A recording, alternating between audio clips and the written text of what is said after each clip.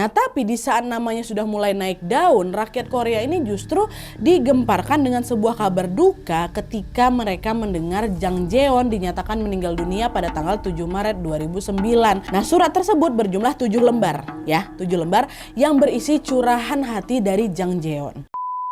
Hai, wassalamualaikum warahmatullahi wabarakatuh. Terima kasih sudah klik video ini. Gimana kabar kalian hari ini, wae? Semoga selalu dalam keadaan sehat dan bahagia ya. Amin ya robbal alamin. Di malam minggu ini aku akan menceritakan sebuah kasus berakhirnya hidup seorang aktris dan model Korea Selatan yang bernama Jang Jeon, wa. Kasus ini bisa dibilang sangat kontroversial karena katanya melibatkan 31 nama dari tokoh-tokoh penting yang ada di Korea Selatan, wa.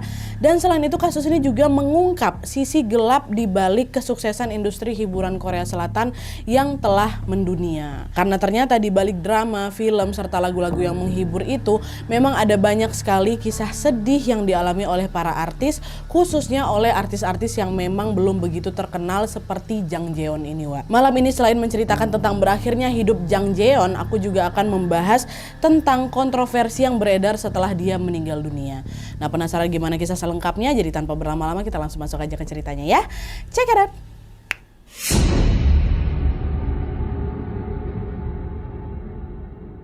Oke, wah, seperti biasa sebelum kita masuk ke kasus kematiannya, aku mau jelasin dulu sedikit tentang latar belakang atau profilnya Jang Jeon ini, wah, ya.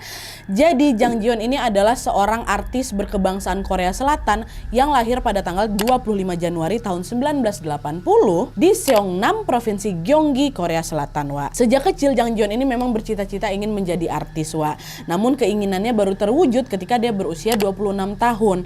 Dimana di tahun 2006 yang lalu, Jang Jeon ini akhirnya berhasil memulai debut pertamanya dengan menjadi seorang bintang iklan di televisi. Tapi itu pun debut pertamanya ini ternyata tidak memperlihatkan dampak yang signifikan, wah, atau bisa dibilang ya kurang naik lah gitu, dia kurang ngedongkrak namanya gitulah. Alhasil nama Jang Jeon ini pun kurang dikenal lagi oleh masyarakat Korea Selatan walaupun dia sudah debut pertama gitu kan. Nah, 3 tahun berlalu setelah debut pertamanya tadi itu, tibalah di mana Jang Jeon ini terlibat dalam pembuatan sebuah drama Korea yang berjudul Boys Before Flowers. Lee Min Ho dan kawan-kawannya tuh dia main di sini. Pada saat itu Jang Jeon terpilih menjadi pemeran pembantu, yaitu sebagai salah satu dari 3 tokoh antagonis yang membuli tokoh utama di drama ini, wak. Kalau misalnya kalian pernah nonton Boys Before Flowers ya, Jang Jeon ini yang jadi Sunni, wak. Pasti kalian pernah lihat dia kan? Nih, inilah Jang Jeon. Drama Boys Before Flowers tersebut ternyata meraih kesuksesan besar kali di Korea Selatan dan juga di beberapa negara di Asia termasuk di Indonesia juga kan. Dan seiring dengan suksesnya drama ini, nama Jang Jeon pun ikut mulai dikenal nih, wak, sama publik. Meskipun memang tidak seterkenal para tokoh-tokoh utamanya di drama ini, tapi mulai kedengar lah nama Jang Jeon gitu, wak. Nah, tapi di saat namanya sudah mulai naik daun, rakyat Korea ini justru digemparkan dengan sebuah kabar duka ketika mereka mendengar Jang Jeon dinyatakan meninggal dunia pada tanggal 7 Maret 2009. Pada saat penayangan drama Boys Before Flower ini masih berlangsung loh, wak, di TV. Meninggal dia tiba-tiba. Meskipun Jang Jeon bukan pemeran utama di drama itu, tapi berita tentang kematiannya pada saat itu pun langsung menjadi perbincangan publik. Apalagi dia meninggal ketika drama ini lagi rame-rame dibicarakan loh. Otomatis kan dia ini juga ikut jadi pembicaraan juga kan, wak. Nah, pada saat itu masyarakat Korea dibuat bertanya-tanya nih, kenapa Jang Jeon ini meninggal di usianya yang masih terbilang muda, masih 29 tahun, wak, waktu itu. Dan pas publik lagi mengenal dia nih ya kan. Dan karena keingintahuan publik itu begitu besar, polisi pun dengan cepat langsung melakukan penyelidikan di balik meninggalnya Jang Jeon, wak. Dan setelah diselidiki oleh polisi mendapati bahwa Jang Jeon meninggal akibat bunuh diri di rumahnya yang terletak di wilayah Bundang di Seoul. Dan selain itu polisi juga menemukan fakta bahwa Jang Jeon ini mengakhiri hidupnya karena mengalami depresi berat akibat tekanan pekerjaan. Dugaan tersebut didapatkan dari keterangan kakak perempuannya yang bilang kalau bapak 4 jam sebelum ditemukan tewas, adik saya Jang Jeon ini sempat nelpon saya. Dia bilang, "Kak, aku udah gak sanggup lagi sama semua ini, aku stres berat, aku pengen mati aja," kata dia kayak gitu. "Loh, kenapa kamu ngomong kayak gitu, Dek? Apa yang bikin kamu stres?" Saya tanyalah kayak gitu kan, Pak. Dia bilang, "Biasalah masalah kerjaan," kata dia, Pak. Nah, dari informasi itulah wak, polisi pun akhirnya menyimpulkan bahwa Jang Jeon ini bunuh diri akibat stres karena tuntutan pekerjaan dan tidak ada kaitannya dengan pihak lain awalnya. Jadi memang pure dia ini depresi dengan beban pekerjaannya aja lah. Awalnya kayak gitu ya.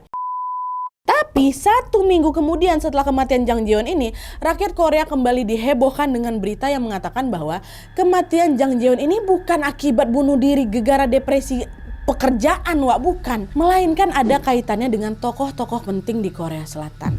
Jadi ceritanya pada saat itu adalah ini sebuah stasiun TV yang mengklaim bahwa pihaknya memiliki surat yang ditulis oleh Jang Jeon sebelum ditemukan meninggal dunia.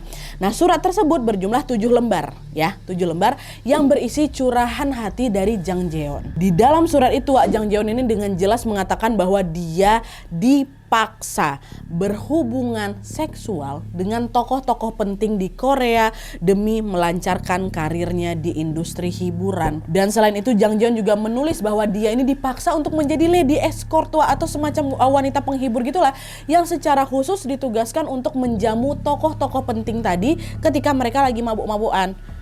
Dan gak cukup sampai di situ aja Wak, yang lebih menghebohkan lagi adalah Jang Jeon juga menyebutkan 31 nama dari tokoh-tokoh penting yang diduga pernah menidurinya. Ya, ditulisnya namanya tuh. Dan ke-31 orang tersebut terdiri dari pemimpin media berita, ada CEO perusahaan, ada sutradara, produser film. Jadi di surat itu Jang Jeon betul-betul sebutin nama lengkap mereka Wak. Nah, sementara itu di sisi lain polisi cukup merasa kecolongan nih dengan mencuatnya berita menghebohkan ini, berita tentang munculnya 7 lembar surat ini. Kenapa? Karena seperti yang aku bilang di awal tadi Wak, polisi menyimpulkan bahwa Jang Jeon ini bunuh diri kan akibat depresi dengan tuntutan pekerjaan biasa ya kan, bukan gara-gara ada gini-gini nih. Lah kok ini tiba-tiba ada kaitannya sama tokoh-tokoh penting. Nah, disitulah polisi pun langsung gerak cepat melakukan penyelidikan yang lebih mendalam lagi dan lebih intensif lagi. Nah, dari penyelidikan berikutnya ini Wak, barulah polisi menemukan kejanggalan dan fakta-fakta baru dari kasus ini. Apa-apa aja masuk.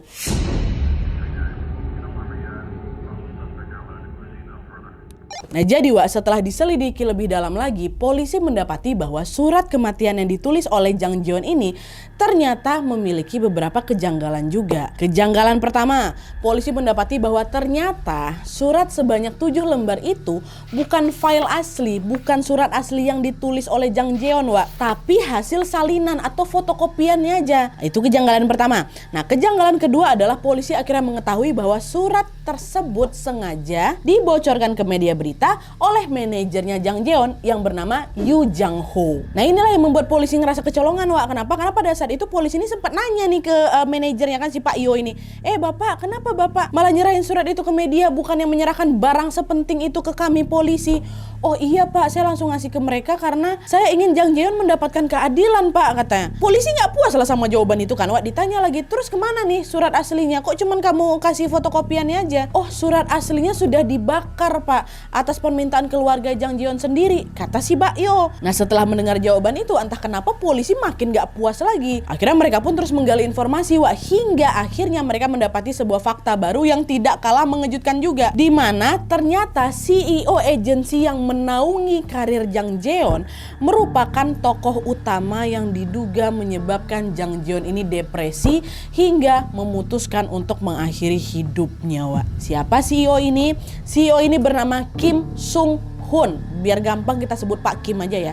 Dan menurut dugaan polisi Wak, Pak Kim ini adalah orang yang memaksa Jang Jeon untuk melayani tokoh-tokoh penting tadi supaya nama Jang Jeon ini segera diorbitkan menjadi artis terkenal gitu. Kim ini juga diketahui pernah bilang ke Jang Jeon kurang lebih kayak gini, kamu mau cepat terkenal kan? Nah ya udah kalau gitu lakukan apa yang kuperintahkan, kata dia gitu. Dan selain itu polisi juga mendapati bahwa Pak Kim ini gak cuman memaksa Jang Jeon untuk melayani tokoh-tokoh penting itu aja Wak, tapi Kim ini juga sering sekali dengan tega melakukan kekerasan fisik seperti memukul dan juga mengurung Jang Jeon di dalam sebuah kamar tertutup selama berjam-jam. Dan selain melakukan kekerasan fisik, Kim ini juga sering sekali melecehkan Jang Jeon dengan berbagai perkataan yang tidak sopan. Dan berdasarkan fakta tersebut, pada tanggal 22 Maret 2009 polisi pun langsung menggerebek kantor agensinya Pak Kim ini dengan tujuan untuk menangkap si Kim. Sesampainya di sana, polisi kembali dikejutkan lagi dengan penemuan baru rupanya, yaitu adanya sebuah kamar mewah yang terletak di lantai 3. Di Korea Selatan Wak, adanya sebuah kamar di dalam kantor itu sesuatu yang tidak lazim, bukan yang wajar-wajar ditaruh di sana.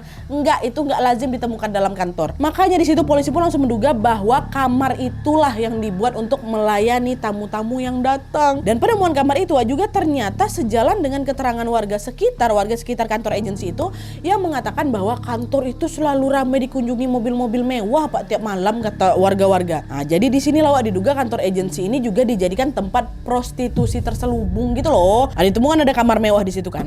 Nah, meskipun polisi menemukan ada banyak fakta baru di kantor itu, mereka nggak kunjung menemukan keberadaan Pak Kim tapi di kantor tuh. Nah, belakangan baru diketahui ternyata kenapa Pak Kim ini tidak ditemukan.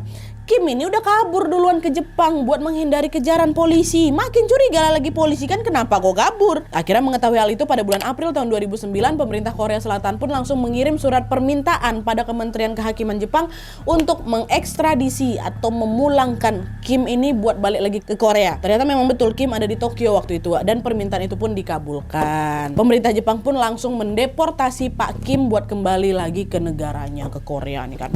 Sesampai di Korea Selatan, polisi pun dengan cepat langsung menangkap Kim untuk diinterogasi lebih lanjut, dan tidak berselang lama kemudian Kim pun resmi dinyatakan bersalah atas kekerasan yang memang dia lakukan terhadap almarhumah Jang Jeon. Dijatuhi hukuman penjara dia, tapi 2 tahun cuman, dan dia ditugaskan untuk melakukan macam pelayanan komunitas gitulah selama 160 jam. Kecil kali hukumannya ya. Tapi anyway, sementara itu di kisah lain, 31 nama tokoh penting yang disebutkan oleh Jang Jeon di surat kematiannya itu sama sekali tidak diusut polisi, Kenapa? Karena konon katanya polisi sendiri pun merasa segan nih dengan power yang dimiliki sama orang-orang itu. Ya masuk akal juga, siapa lagi ini ada 31 tokoh penting loh, 31 macam satu kelas, bukan 1-2 orang. Apa nggak segan polisi menyentuh mereka ya kan? Nah, polisi yang tidak mengusut 31 nama orang penting tersebut tentunya bikin warga Korea juga kesal, juga geram, juga nggak puas ya kan? Tapi di sini warga Korea juga belum berani mengambil tindakan apapun, Ya mereka cuma bisa gosip-gosip di belakang aja. Takut juga warga Korea waktu itu. Emang kalian pikir di Korea nggak ada juga tukang bakso dadakan? Toto hilang mereka kan. Takut juga warga Korea, katanya. Nah, sampailah 9 tahun kemudian, tepatnya pada tahun 2018 lalu, masyarakat pun akhirnya berani melakukan sebuah aksi nyata, yaitu dengan mengajukan sebuah petisi supaya pemerintah menyelidiki kembali kasus kematiannya Jang Jeon. Petisi ini pun langsung viral itu di media sosial dan sudah ditandatangani oleh 230.000 orang. Dan selain viral di media sosial, ternyata petisi itu juga berhasil membuat Presiden Korea Selatan yang bernama Moon Jae-in waktu itu menaruh perhatian lebih terhadap kasusnya Jang Jeon. Pak Presiden ini pun kemudian langsung meminta nih Menteri Kehakiman atau yang macam Menteri Hukum dan HAM gitulah kalau di Indonesia kan, untuk melakukan pencarian fakta lebih mendalam lagi terkait kasusnya Jang Jeon. Dan karena memang mendapatkan langsung mandat dari Presiden, otomatis mereka udah nggak bisa nolak lah ini ya kan. Akhirnya Menteri Kehakiman Korea pun membentuk komisi khusus untuk menguak misteri kasus ini. Tapi seiring dibukanya kembali kasus kematian Jang Jeon, mulailah ini muncul fakta-fakta baru yang memicu perdebatan di tengah masyarakat Korea, Perdebatan itu pun lalu berkembang menjadi asumsi liar atau yang dikenal dengan sebutan apa? Teori konspirasi. Nah, penasaran apa aja konspirasi yang menyelimuti kematian Jang Jeon ini, Masuk. Ini lebih geleng-geleng pala lagi.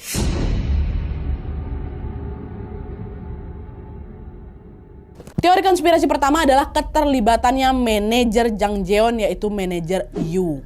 Yu apa Yo? Yu lah ya. Yo lah ya. Ya itulah, Yo lah. Kalian masih ingat kan tadi manajer Yo ini bilang ke polisi kalau surat kematian yang asli yang memang sudah dibuat Jang Jeon dari tangan dia sendiri kan sudah dibakar atas permintaan keluarganya kan. Nah itu kan berarti apabila keluarganya minta surat itu dibakar, artinya pihak keluarga nggak mau nih surat itu disebarkan. Betul bukan? Nah terus pertanyaannya sekarang adalah kenapa pula si manajer Yo ini malah repot-repot memfotokopi surat itu, abis itu disebarnya sendiri itu di salah satu stasiun TV. Nah disinilah mulai muncul beberapa rumor di masyarakat yang mengatakan bahwa manajer Yo ini punya tujuan khusus dari adanya surat kematian itu, Dan hal itu ternyata sejalan pula tuh dengan sebuah fakta yang memang baru terungkap di kemudian harinya, di mana ternyata manajer Yo ini terlibat perang bisnis dengan Pak Kim, CEO agensinya Jang Jeon yang ketangkap tuh. Jadi katanya manajer Yo ini berencana untuk membuat sebuah agensi baru yang dia kelola sendiri, namanya nanti Hoya Entertainment. Terus manajer Yo bermaksud untuk mengajak Jang Jeon untuk bergabung di agensi Hoya Entertainment miliknya nanti. Tapi karena memang Jang Jeon ini masih terikat kontrak dengan agensinya Pak Kim, dia kan nggak bisa main keluar gitu aja tuh. Akhirnya manajer Yo ini pun membujuklah Jang Jeon untuk menulis sebuah surat yang memang menjelek-jelekan nama Pak Kim. Nah Jang Jeon di situ disuruh menyebut menyebut 31 tokoh penting di mana tujuannya supaya Pak Kim ini sebagai kepala agensi mendapatkan sebuah masalah besar. Dan selain itu, Jang Ji-yeon ini juga diminta sama Pak Kim untuk menggiring opini publik di mana Pak Kim ini dibuat seolah-olah merupakan orang yang jahat kali lah sama dia. Jadi surat itu tuh bukan surat karena tekanan, surat karena disuruh sama manajer Yo sebelum dia meninggal. Jadi surat itu disimpan, abis itu memang dia karena depresi gara-gara pekerjaannya aja, dikeluarkanlah surat itu. Tapi ada juga nih pihak yang berasumsi bahwa surat tersebut dibuat oleh manajer Yo itu sendiri untuk menjatuhkan reputasinya Pak Kim. Dan untuk membuat suratnya tampak asli, manajer Yo sengaja mencantumkan nomor induk, nomor KTP-nya siapa Jang Ji-yeon dan juga cap jempol bertinta merah dari tangannya Jang Ji-yeon sendiri. Tapi ya itulah, terlepas dari kebenarannya, yang jelas teori-teori yang aku sebutkan barusan punya tujuan yang sama, yaitu untuk memojokkan Pak Kim di mata masyarakat Korea, Wak. Dan ternyata tujuan tersebut juga memberikan dampak signifikan kan, dimana akhirnya Kim Sung Hoon tadi juga dipenjara akibat surat kematian itu ya kan. Tapi meskipun demikian, Wak, teori ini hanya sebatas pada kebenaran surat kematiannya yang ditulis oleh Jang Ji-yeon aja, Wak, ya, bukan pada penyebab kematiannya. Masyarakat Korea itu udah yakin kalau memang Jang Ji-yeon ini bukan dibunuh tapi memang bunuh diri. Ini tentang siapa yang bikin suratnya itu aja gitu loh ya. Teori konspirasi kedua ini adalah munculnya seseorang yang mengaku sebagai sahabat dekatnya Jang Ji-yeon. Jadi memang tidak lama setelah pemerintah mengumumkan kalau kasus Jang Ji-yeon ini dibuka kembali di tahun 2018 itu, mulai adalah ini beberapa pihak yang memberikan keterangan dan juga kesaksian. Salah satu dari pihak tersebut adalah seorang aktris wanita yang bernama Yoon Jin-oh ya. Nah, Yoon Jin-oh ini mengaku bahwa dia adalah sahabat dekatnya Jang Ji-yeon, Wak, ketika mereka berada di bawah agensi yang sama milik Pak Kim. Pada saat itu Yoon Jin ini muncul ke publik dengan mengunggah sebuah pernyataan di media sosialnya yang mengatakan bahwa polisi kurang serius dalam mengungkap kasus kematian sahabatku Jang Ji-yeon, katanya. Secara kan ada 31 tokoh penting yang tidak diselidiki lebih lanjut kan. Itulah maksudnya siapa ini Yoon Jin ini.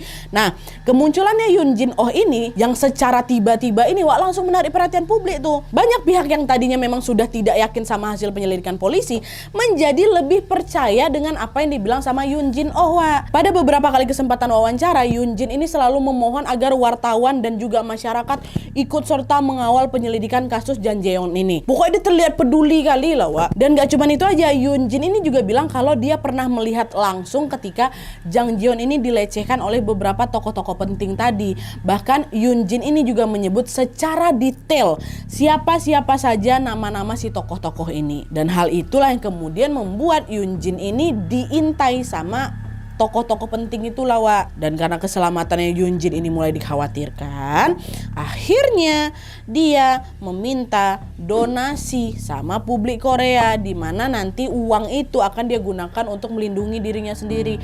Bapak-bapak, ibu-ibu, kalau kalian peduli sama keselamatan aku, tolonglah donasinya buat aku ya. Kira-kira kayak gitu. Berhasil lah dia, berhasil. Banyak loh itu ternyata masyarakat Korea yang bersimpati sama Yoon Jin, Wak.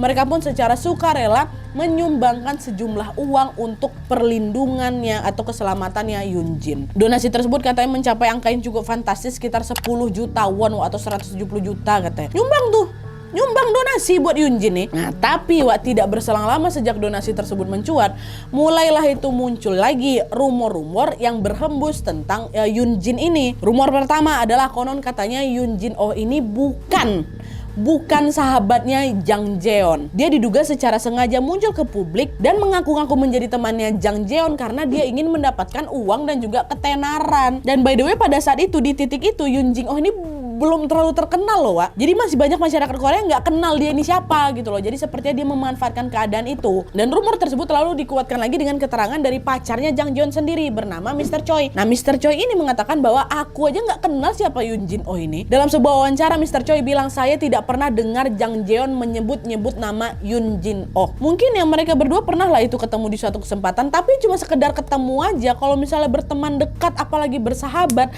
saya rasa dia bukan sahabatnya Jang Ji-yeon lah. Masa iya sahabatnya pacarnya si Jang Ji-yeon sendiri nggak kenal, Wak, ya kan? Nah, itu dia rumor pertama ya. Terus rumor kedua tentang Yoon Jin ini adalah ada nih seorang jaksa yang mengatakan bahwa kesaksiannya Yoon Jin-oh ini diragukan kebenarannya, Wak.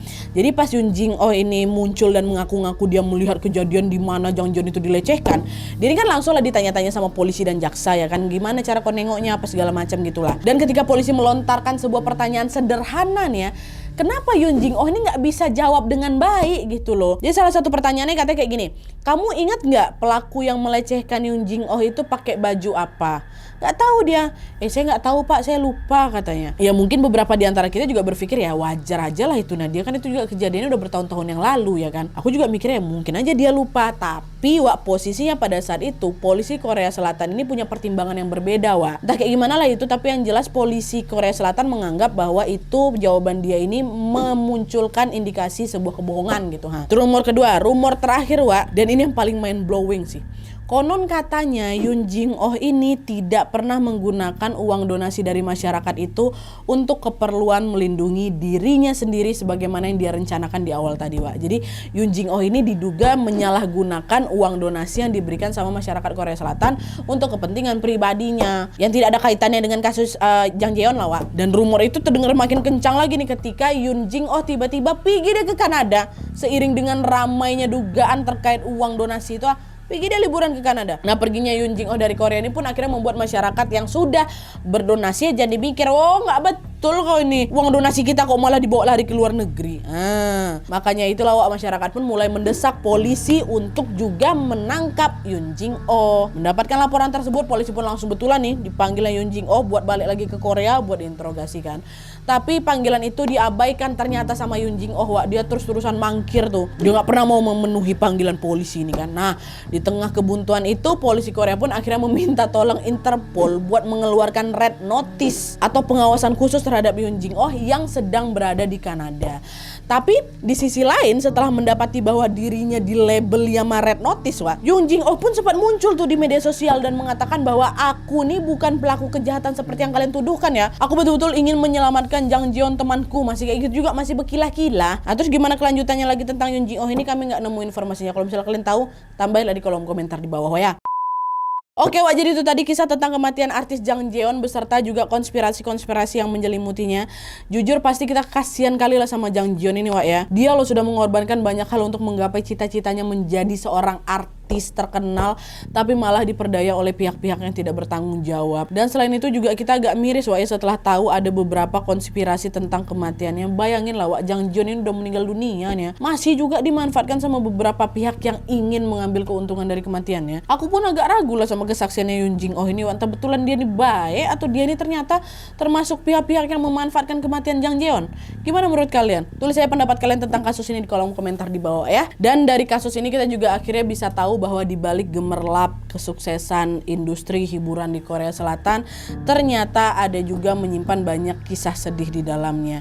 Kita doakan aja semoga Jang Jeon sudah tenang di sisi Tuhan Yang Maha Esa serta orang-orang yang berbuat jahat kepada Jang Jeon ini nantinya akan mendapatkan keadilan seadil-adilnya pada suatu hari nanti. Amin ya robbal alamin. Oke jadi sekian dulu videonya. Terima kasih banyak yang sudah menonton. Kalau kalian suka video ini klik like-nya, jangan lupa komen di bawah untuk ide dan saran-saran untuk video selanjutnya. Jangan lupa nyalain notifikasi ya suka baru kalau misalnya jangan lupa nyalain notifikasi ya jangan lupa nyalain notifikasinya supaya kalian tahu kalau aku upload video baru dan jangan lupa untuk klik tombol subscribe supaya kalian sama-sama terus dari channel aku. See you next video bye.